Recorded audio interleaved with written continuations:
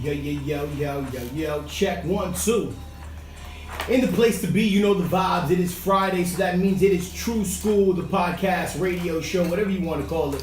Every Friday, 12 to 1 respectively. Shout out to Youth Radio.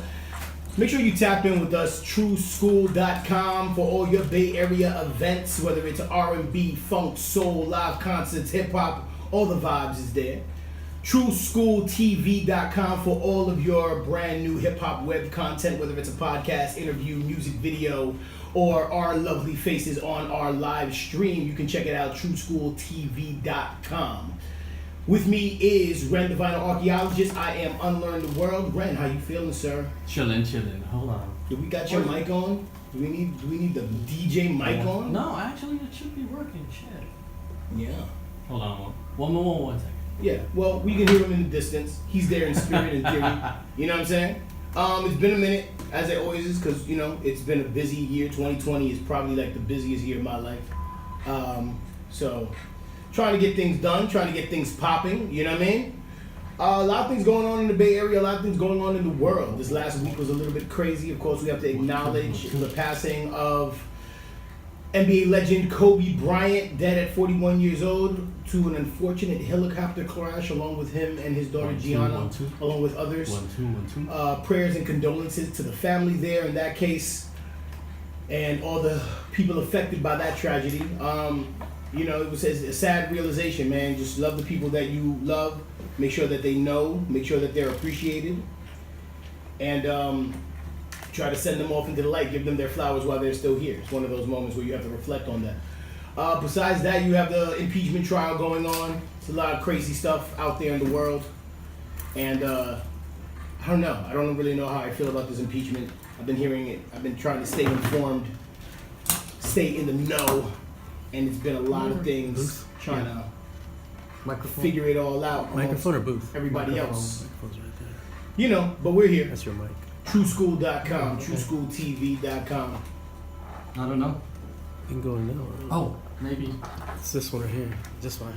Hey. This is the one that's plugged in. We got Ren, the Vinyl Archaeologist over here trying to figure out his microphone This situation. is the one that's plugged in. You know what I mean? Once he gets that settled and out the way, we'll be able to get back into it. Yeah. 1, 2, 1, 2. There we go. Switching the mic. Can you hear me? I can hear you, kind of, sort of. Maybe Not I need to really. bring your volumes up. Talking to the mic? 1, 2. Huh. Oh wait. Okay. That would do it. There you go. How you doing, sir? Chilling. It's been a minute. What you been up to? You been good? Yeah, been good. You Family know. all right? Yeah, family's good. Excellent. Just you know, trying to get the launch ready for True School TV. There we go. Yeah. Today we have a special guest. Yes. Let's talk about it. Let's get into it. Why does this keep falling? I don't know.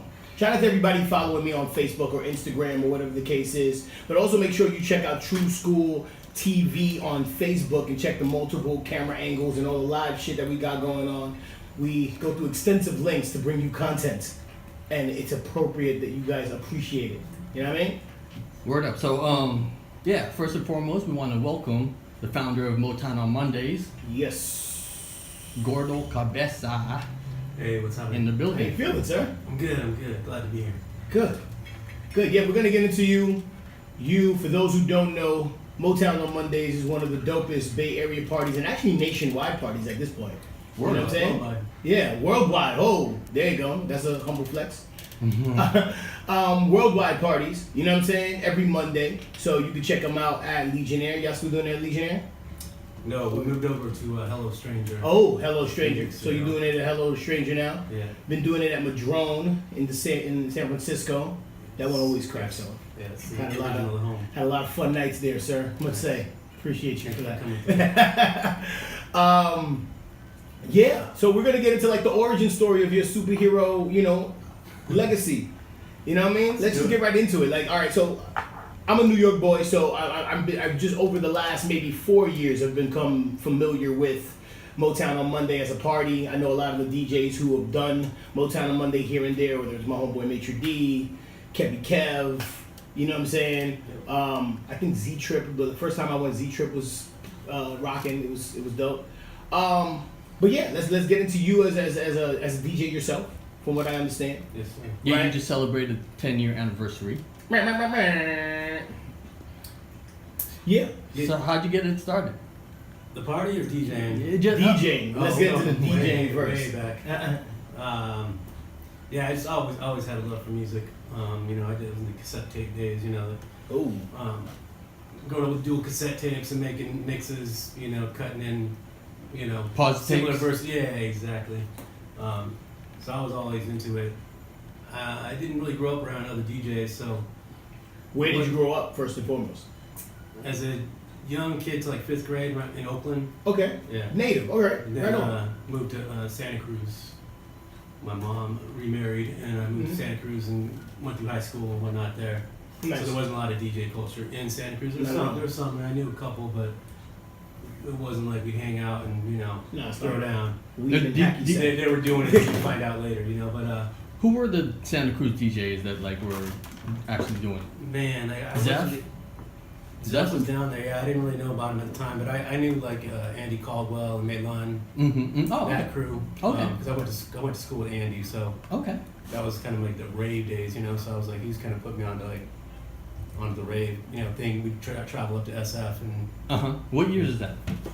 man, like 92, Okay. Mm-hmm. 92, because I went away from 91 to San Diego. Yeah, that's when I was going to raves.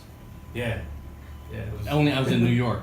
Oh, all right. So is this late 90s we were talking about? Early Early 90s? 90s, yeah, early 90s. Yeah. The 90s is underappreciated, I feel. Like, Man, I miss so much stuff came out of the 90s that we took for granted then, but like now you're like, they don't make it like that. It doesn't feel like that. You know what I'm saying? There's a lot of different things, like whether it was music or the drugs, one of the two. Right? They don't make them like they used to. So you started to DJ early 90s, Santa Cruz. Yes. What were you spinning? Were you like a hip hop head? Were you into like funk and soul, or like what was the thing that was like getting the party started for you? Yeah, so I really got into the digging because of like just going into record stores and finding stuff that I had no idea that no one had ever told me about or heard of, you know. And it ended up being a lot of like the instrumental kind of downtown, like Crush and Vadim, you know, what they were doing back then. Kind of like Trip hop. yeah, they were calling it that, you know. But just anything I could find really that nobody was listening with, hip hop too and house and whatever, you know. Right. Just like as long as I didn't know about it and someone hadn't told me about it, I was excited, you know, Nice. to check it out. And then I kind of developed my skills of like learning how to find better music for myself. The rare You grooves. know. It's like, Yeah. yeah, and then I moved to San Francisco to finish up school in '97, and actually the whole time I was kind of collecting and whatnot. I had sworn to myself I wasn't gonna be a DJ. Like I was just loving it, you know. Yeah. I was loving finding the music and whatnot, and I was like, oh, I'm never gonna be a DJ. I'm not gonna get a DJ name. You know, I'm not gonna play out. Like, it's not my thing. Did you collect vinyl?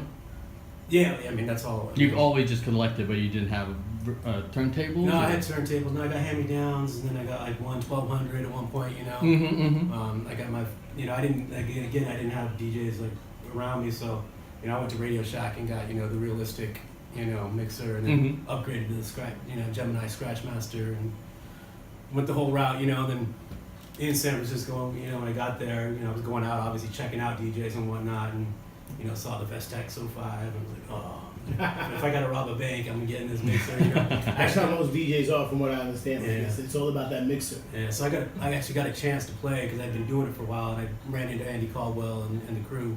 And Andy Caldwell is Andy Caldwell, my model, DJ, model Ohm producer, Records, yeah, right? Ohm Records. They had a band called Solstice with Gina Renee, and they were doing some cool stuff. But yeah, and they had a third turntable set up, and they're like, "Oh, you want to come, you know, cut it up?" And I was like, you know, I had a few drinks in me, went up there and just had a blast on that Vestax. So you're like the reluctant hero. You know, All right, fine, I'll rock the party, okay. Well, I think that's how like Breadman got on, you know, right? As an MC, you know, someone just said, "Yo, do it." rap." Yeah. But yeah, going from that Gemini Scratchmaster to that Butter Fader on the 05, I was like, oh, this is a lot of fun. And then people were like literally coming up from the back and like to want to see what I was doing. And And I wasn't great by any means, but it was, you know, it was a small spot and there was an instrument. So, yeah, it just got me excited. And then I got a chance to play the spot. And reluctantly again, you know, got the offer and I was like, nah, I'm not going to do that. And then a few weeks went by and I was like, nah, shit, you know, I might as well, you know, let people hear what I have been into, you know. So that kind of started that path. And it was still, for like 12 years, was basically on the whole, like, I don't want to make money. This isn't, you know, I'm not trying to blow up. And what were you doing to make money in the interim? I was still going to school and I was waiting tables. Okay. Yeah. And working, but I was a mover. It's hustles. Yeah, you know, multiple hustles. No, it's always important. Like I always try to, especially when it comes to artists, like it's like you gotta tell these younger artists you can't fly into flying. So everybody thinks like, oh, you could be a DJ off the rip and it's gonna be golden, or you could be a rapper or a singer off the rip, and you gotta recognize like, no, still doing it, but like working the day job and like doing all the stuff and trying to be responsible and pay my rent. You know, absolutely, all of those things. So yeah, okay, cool. So fast forward, you're in the Bay Area. You're trying to, you're getting booked, I'm imagining, right? Yeah. Where comes the idea to do a monthly party? Was that something that you already, like, incarnation? Like, what's a Monday party? Yeah. So towards the end of the 12 years, I realized that I had friends that were, you know, about the same skill, and, you know, I was, you know, around a crew and had people, you know, and they were traveling and making money and, you know, paying their bills. Yeah. I'm playing a lot of the weekend club top 40 stuff or corporate gigs.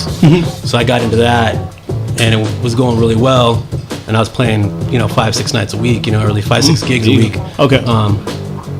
But then it kind of sucked like the energy out of like what I got into it for. Yeah. So when the opportunity came up, that there was this Monday opening, you know, my friend had taken over, you know, bought this bar, and he was looking to switch up the music format, and it was. And what bar was this? This is Madrone Art Bar. Oh, okay. Yeah. So it started in Madrone. Yeah, there was. dope. Yeah, there was nothing going on. They had a game night or something like that, you know, and it was like, so I want to do something, you know, and I wanted to get away from the weekend club stuff. And I'd gotten older by this point, and I also had this itch to reconnect with music that I grew up on. And it was kind of like in an area that I'd never explored my whole time DJing, because I was always looking for the new stuff, you know? Yeah. So I was like, yeah, I was nostalgic for the music, and then I'm like, no one's going to mess with me on a Monday. And that was the whole goal, was just like, I'm going to get to play this music, no one's going to mess with me. No requests. No requests, and, you know, maybe somebody will like it, you know? And it was a slow build, and it was great, you know. Like the first night was 9 people, you know, including me and the bartender, so 7 people came in, but like 4 of them danced for hours and had a blast, and I was blown away. I was like, this is amazing. I can't. That was so fun to make people dance on a Monday to this music, and I just kept doing it, and people started coming more and more, you know. And in the year, you know, about a year in or 8 months in, it was like, wow, this is really something. Like, people are really feeling this, and I just wanted to make it Mondays as special as possible, and also, like, you know, because it was a Motown inspired night, to like treat it with, like, you know, as much respect and like care that, you know, the Motown like label would. For sure. It's very classy, very, you know, well run. And why Motown exactly? Like, what gave you the idea to make that the theme in the midst of like everything else? It could have been like funk Fridays, or like, you know what I'm saying? It could have been like mellow Mondays, and you could have been like playing like jazz records, like Miles Monday. Like, it could, what specifically spoke to you about Motown? I think Motown to me was just what stood out in my mind when I thought back about the music I listened to. So, you know, Smokey and you know, Jackson 5 and whatnot, like that. Those were the kind of the key artists and the music that really was that sweet, you know, 60s sound that I was originally wanting to reconnect with. And then as the party developed, and it was a weekly for, you know, years on years, it led me, you know, it was a learning process of learning, oh, well, this wasn't actually on Motown, or this was on another label that, you know. And then also, I really love this music too, but this is why I was connected to it, you know. Right. And I also had like a Motown hand-me-down, you know, anniversary album from my parents, like, that I listened to, you know, a ton. So it was just kind of the what stood out to me, I guess, you know. But it's not really restricted to Motown these days. I mean, no, it's always been. I mean, it's the idea has always been. So Motown on Monday is always, and part of it is again getting older and And as I got older, I got close to my mother, who I wasn't close to as a kid, because for whatever reasons. But so it was a tribute to her too. So I always knew the acronym was MOM, and the idea was family. So the idea is that mom is the head of the family, in my opinion. Yeah. And everything comes from that. So Motown, to me, I just put it in the place of mom, and then whatever grew from that, whether it's actual, related labels that actually grew from it, or just my connections, or now it's more the, Right, so it's more like a theme that threads through the night, so like people can have their own interpretations of what that means, but so there's the just guests like come in and bring their own subtext, right? And that's rooted in the Motown sound, I always tell them, bring it back, and connect it, and people want to, hear.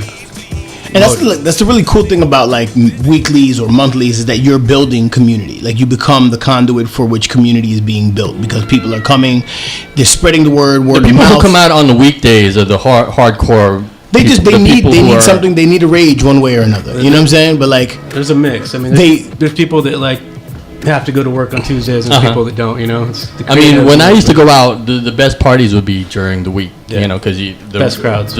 Yeah, exactly. Yeah, exactly. Because the weekend people are weekend warriors. They're not really, into the music as much. It's not enough to get them out on a Monday. Yeah. It's like, because it's like you see people who have similar interest, or like at least they are responding to the moments. Yeah. They're responding to the vibe. You know what I'm saying? So like you get the recurring people, so you start seeing like the same people every Monday, and then it's like, all right, well, I know them, they know me. It becomes this community thing where it's like, and now we like have this small little like cult following or whatever. I mean, there's families built out of it. There's people that, and it's like such a hodgepodge. The families are so, the age range, and like everything is just so amazing to see it come together. But people really come to dance and to listen to the music, which is, for me, it's therapy every Monday, and I know for a lot of people that come through, they don't even drink, or they, as soon as they walk in the door, they're dancing, and I know for like I've been told from like tons of the guest DJs, is like, this is such a relief, or breath of fresh air to come in and just have a crowd that is receptive and just there because of why we're there too, not just for the scene or because it's cool, or right. So you saw it organically grow. It was just kind of growing by word of mouth. What made you start realizing like, this is really like becoming kind of like a phenomenon? Like we need to like start moving in a direction of building it and expanding it like on our own merit. Like what was like that moment for you? Or did that watching it grow? Or did it happen by accident? Did somebody say, "Hey, I want to do a Motown on Mondays in my city"? Exactly. It wasn't intentional. We've actually never intentionally gone anywhere. We've never tried to be like, oh, let's go to this city and do something, or let's go here and do something. The first one was because of we're charity, Hawaii. Hawaii, yeah. She was going back. She'd been coming to our Mondays in San Francisco religiously, every Monday, and was like almost in tears one night because she's like, I got to go back to Hawaii. I got to help my brother with his venue. Like, what am I going to do? I want to miss this so much. Like, this is how I get by right now, is like coming here and dancing, and letting it out. And Charity is the brother of Chris Kahunahana. Or sister, her brother is Chris Kahunahana. And legendary promoters. Legendary promoter, Mr. Brown. Yeah, so I was like, well, I know you're going back to help run a venue. Like, why don't you just start your own out there, so at least you got a little piece of it, and you're feeling it. And that was, the whole intention was just like, go do Motown on Mondays out there and, play it. It wasn't about expanding at that point. And then we actually and then the next city was LA, and I think that's when it started to click. But like, it was like Jedi, who was like a tour DJ for Digable Planets, I had come and played and went back to LA. I was like, we got to get this here, And once we had LA, SF, Honolulu, I was just blown away. Those are big cities. Those are good cities to start with. It was cool to me. What venue in LA did you? Shortstop. Okay. It's been going on there we just celebrated the 8-year anniversary. Oh, wow. And that's, tons of people, tons of, artists, and Yeah, LA is just a hub of just incredible artists. Yeah. So they come through. Yeah. So who have been through the LA? Oh, I'm not going to do it service by trying to rack my memory, but I mean, you know, obviously like Z Trip, Large Pro, Lord Finesse, Questlove, Skills, Rectangle, you know, Revolution. Oh wow, like, dope. I mean, just say a name, they probably played there. They're making me a little jealous of how many amazing guests they get, but we get them too. But yeah, they've done well, and it's a great community, and they run theirs a little differently, you know. So they stick a little more straight to the Motown format and real closely related, you know. Right. Like I don't try to micromanage, and again, it was never my intention to go anywhere, you know. Now people are coming to you and asking to start this. I mean, that's how it's always been, though. But so I guess when did it start happening where like, all right, you have it in San Francisco, you have it in Hawaii, you have it in LA, people are hearing about it, it's spreading. When does that is there a particular moment where like you're just starting to like check your email and you're starting to get requests to have it start in other cities? Was there like a moment like that, or it was just kind of just like? I think again it was after, for me at least, you know, after happened in LA. And then at some point putting together a little flyer that was like SF Honolulu LA. I was like, oh, wow. But I was always about taking care of the party, and the requests just started to come in more and more. And I was like, you know, not trying to. Anyone can play Motown on Mondays anywhere, you know. So if they want to be a part of it and like be connected, that's great. And if they have, you know, obviously some like vetting process, you know, if we want to like associate, you know, with of course certain venues or folks or whatnot, but. Quality control for the brand, right? Yeah. I mean, I don't like think about it that way, but yes, yeah. I mean, it's a bit of a family, you know. It's a bit of, you know. So I want to make sure like the DJs have some skills, and the venues gonna respect, you know, the DJs and the music and the people, and the, you know, it's also a place for the people that come. It's their party too, so it's like, are you gonna let everybody in? Are you gonna, you know, be respectful of all people, you know, all the folks that want to come through, you know, like. Are you gonna have like in what sense? I mean, like people being like have a dress code.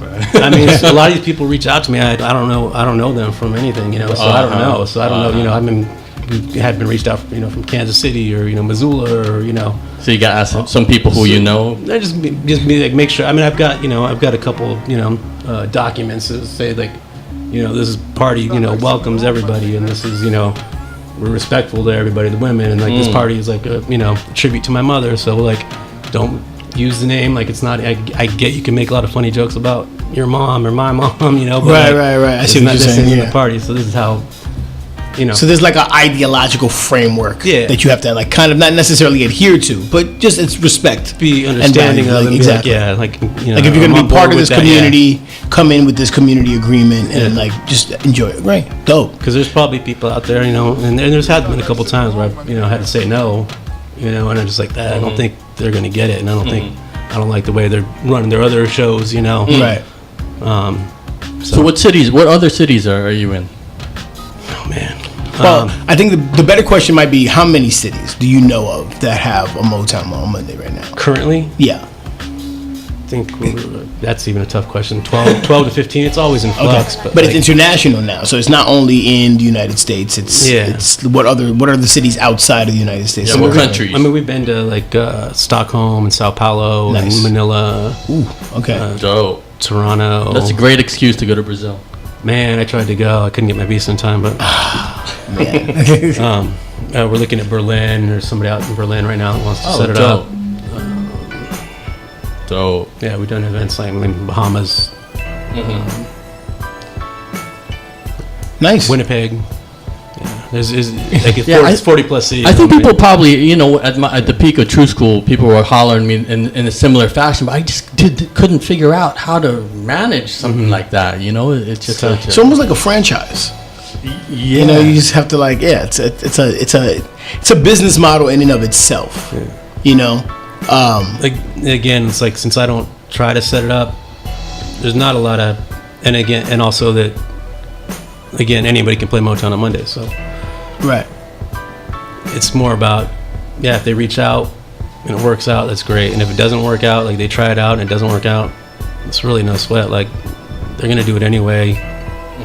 They should do it anyway, you know. Like, but yeah, if you want to, you know, be connected to our Seattle chapter and our LA chapter and have these, you know, be able to come through and play these events and, you know, kind of use what we've already built, you know, as far as a fan almost base. Like for the DJ or for the artist, but more for the DJ.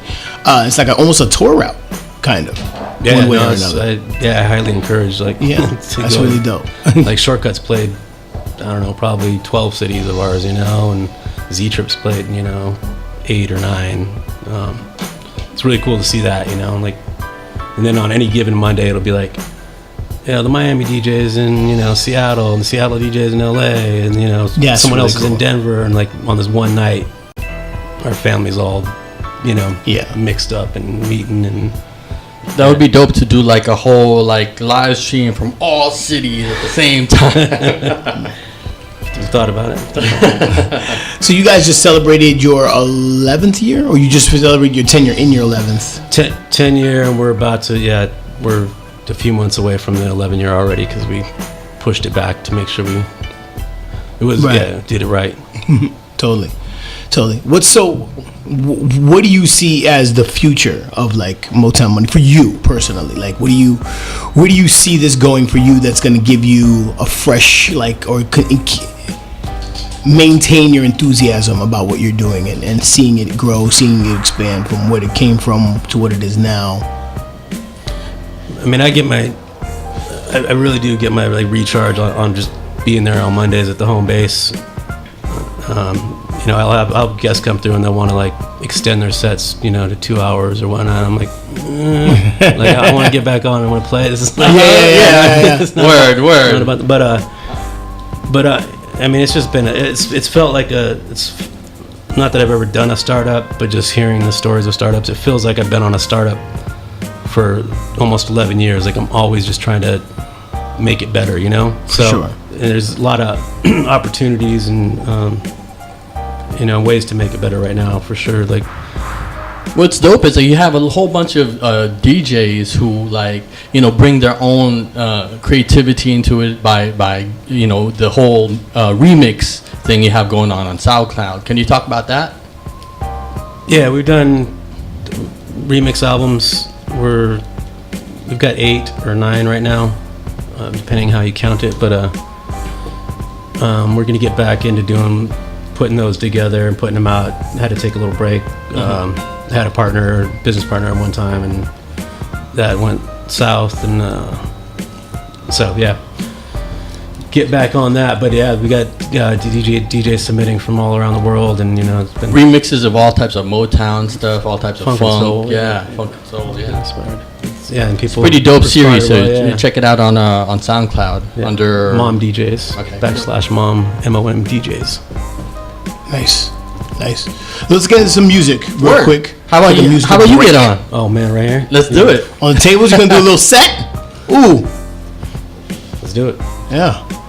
Ladies and gentlemen, TrueSchool.com. If you're just tuning in, TrueSchoolTV.com for all of your hip-hop music video podcast interviews. If you want to get your fix, you can find it on TrueSchoolTV.com. Unlearn the World, Ren the Vinyl Archaeologist. You can follow us on Instagram, True School. That's school with the K. True School. And if you want to get plugged into all your Bay Area events, TrueSchool.com. Again, school with the K. You know, whether it's Motown on Mondays, whether it's ROTC, which we'll talk about in a bit, and, you know, whatever the case is, whatever the vibes are. We got the one and only Gordo Cabeza, founder of Motown on Mondays, about to give us a little quick set. Show him how he gets down with the get down. The headphones? It's right there. This? No, the other one is on this maybe. You see set it right there? Yeah. Let's see what we're working with. At the top of the bag there. Okay. Are we live right now? We are live. We are live. There you go. I heard that. I can't find it. Here, should I hear anything out the speakers or not? Yeah, no, I hear you. I heard that scratch. Can you hear me? Yeah. You know what I'm saying? Oh, yeah. Yeah, okay. Can't hear anything.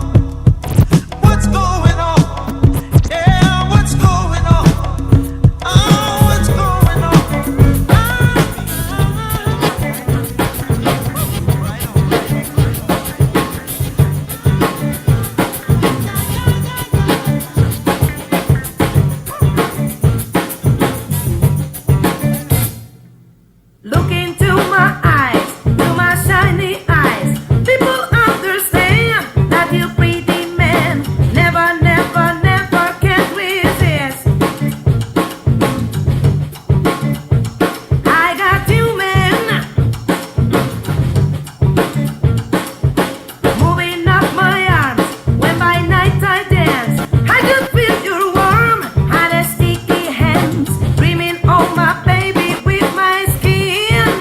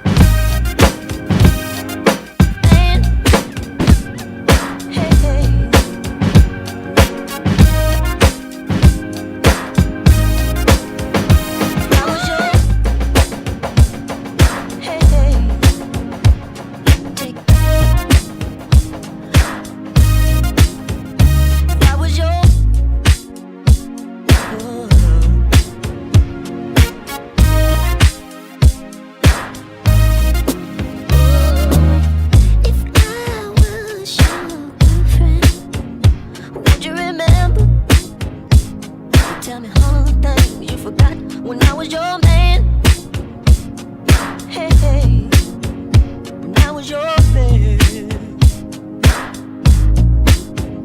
if I was your best friend, would you let me take care of you, do all the things that only a best friend can? Oh,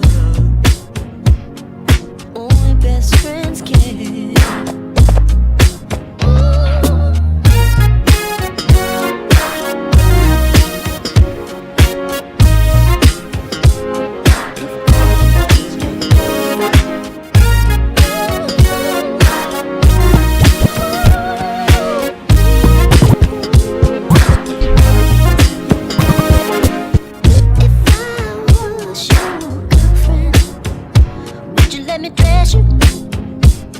Help me pick out your clothes before we go out. Not that you're helpless, but sometimes those are the things that being in love's about. If I was your one and only friend, would you run to me if somebody hurt you, even if that somebody was me?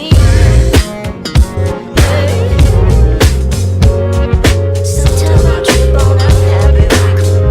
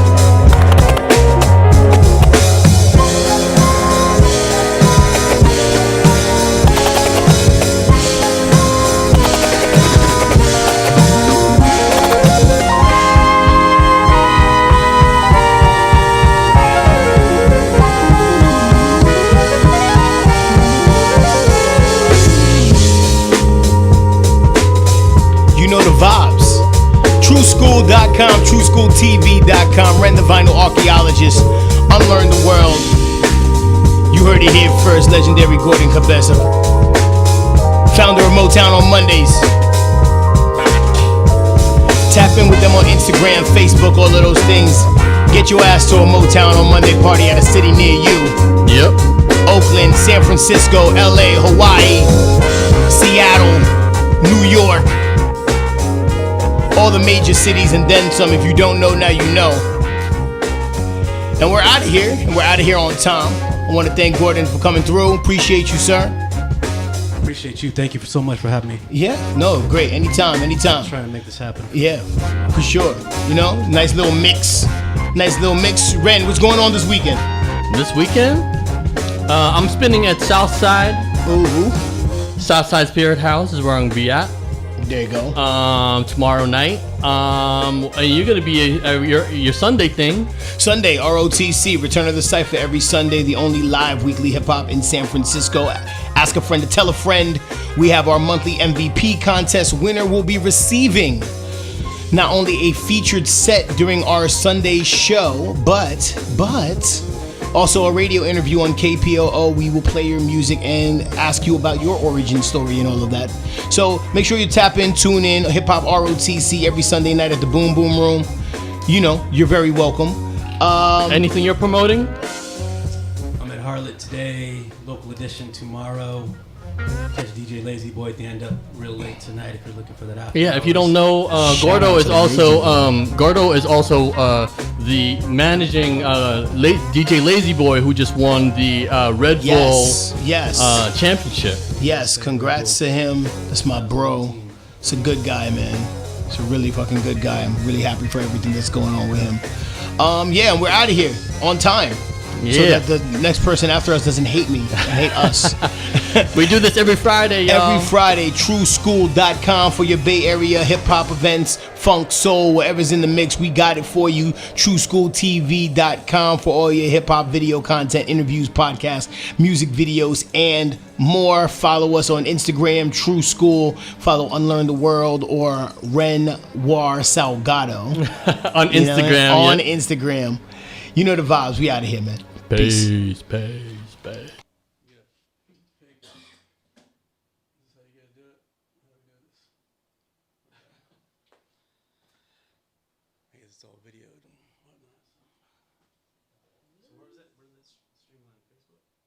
was streaming on Twitter, on their Twitter. I also was streaming it on my Facebook, and I was streaming it on YouTube as well. I don't know why. I never remember check settings. I always just assume like on the mixers. I never like check until it's too late. I'm like, why is this being weird? I still have problems trying to figure this shit out. I think it's this thing that messes me up. Like this was like on this, and these were like, I don't know. Yeah, and then like I could never get this right. Oh man. That was good. My lessons.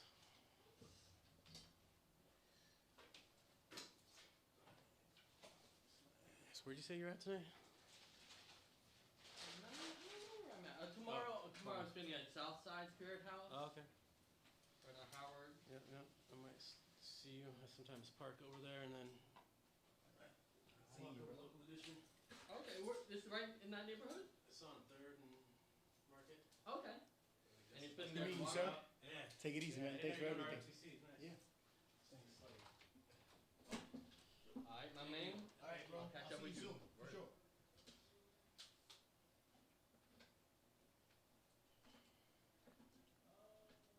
Local edition. I've never been there. It's a nice spot.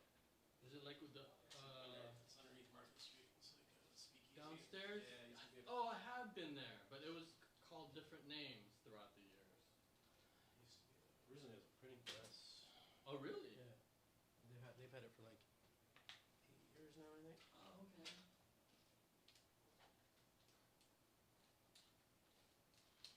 Oh, okay. The question is, do I go home? Do I go to the city? Where's home?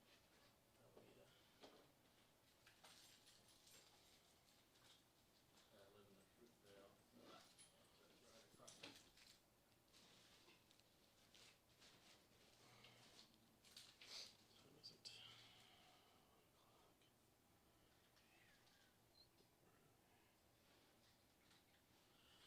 You driving or?